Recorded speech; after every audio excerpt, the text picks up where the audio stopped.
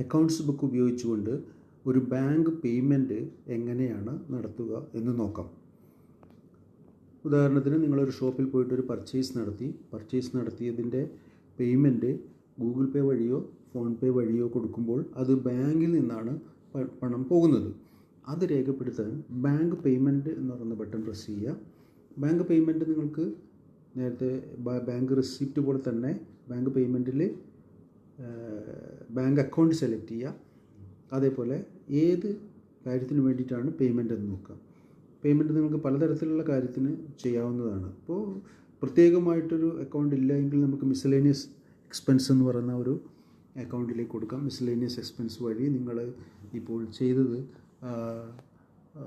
ഷോപ്പിൽ പോയിട്ട് ഒരു സ്നാക്സ് കഴിച്ചു, ചായയും സ്നാക്സും കഴിച്ചു എന്നാണെങ്കിൽ അതിൻ്റെ പണം 150 രൂപ പേയ്മെൻറ്റ് നടത്തിയിട്ടുണ്ടെങ്കിൽ ആ 150 രൂപ അവിടെ കൊടുത്തു.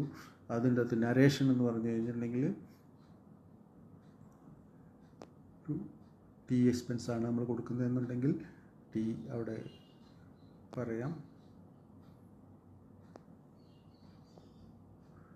അതിനുശേഷം അത് സേവ് ചെയ്താൽ മതി.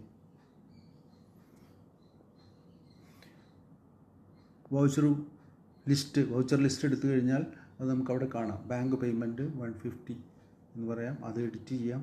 ഇനി അത് ഡിലീറ്റ് ചെയ്യണമെന്നുണ്ടെങ്കിൽ ഈ ഡിലീറ്റ് കീ പ്രസ് ചെയ്താൽ മതി. അതൊരു കൺഫർമേഷൻ ചോദിക്കും. അവിടെ യെസ് എന്ന് പറഞ്ഞാൽ അത് റിമൂവ് ആവും. ആ വൗച്ചർ തന്നെ നമുക്ക് റിമൂവ് ചെയ്യാം.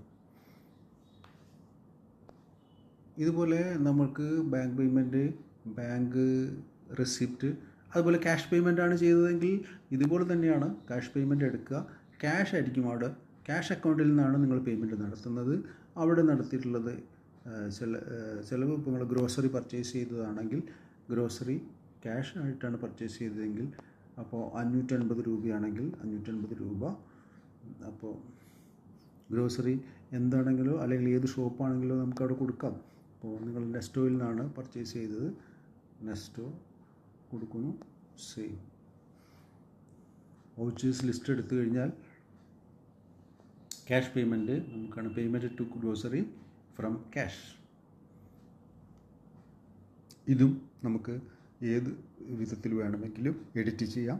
അതിൻ്റെ പ്രിൻ്റ് ഔട്ട് വേണമെങ്കിൽ PDF എന്ന ബട്ടൺ പ്രസ് ചെയ്യുക.